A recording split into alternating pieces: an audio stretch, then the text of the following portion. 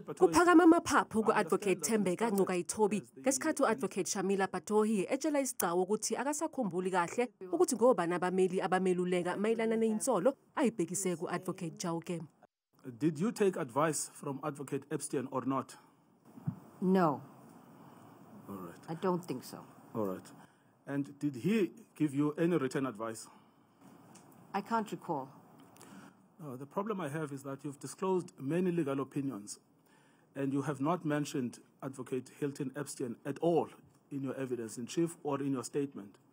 So I'm wondering, why have you suppressed that information?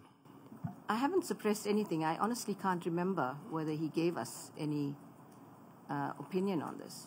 U-Advocate Ncukayithobi uphinde wasola uBatohi ngokubheca uChauke ngokubenda inyama engayidlanga ngesikhathi emiyamanisa nokuqhwagwa kwamandla ombuso. Do you have any personal knowledge that Advocate Chauke was involved in state capture? I don't have any personal knowledge. Yes, all right. So then it was grossly irresponsible of you to mention state capture in the context of Advocate Chauke when you have no personal knowledge of his involvement in state capture. Should I comment on that? If you want to, I'm putting it to you that I will argue that you were attempting to poison the atmosphere. Batohi namhlanje utshele isigcawu ukuthi babungekho ubufakazi obanele bokushushisa owayinhloko yama-Hawks KwaZulu-Natal uJohan Booysen.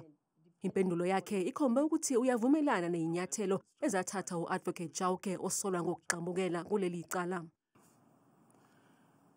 Was there sufficient evidence, in your opinion, having studied the dockets, if you did, to support a murder charge against Major General Booysen?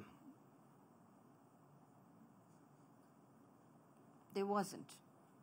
uBatohi wabhalela umengameli uCyril Ramaphosa efuna kuphenywa uChauke mayelana nokuziphatha kwakhe ngesikhathi kushushisa owayeyinhloko yama-Hawks uJohan Booysen nasecaleni lokubulala lekalo wabeyinhloko yezobunhloli ku-SAPS uLieutenant General Richard Mdluli.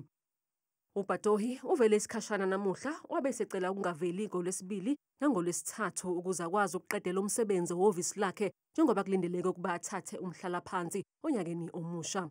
Isigcawu sekhomishana kaNkabinde siguqele uLwesine.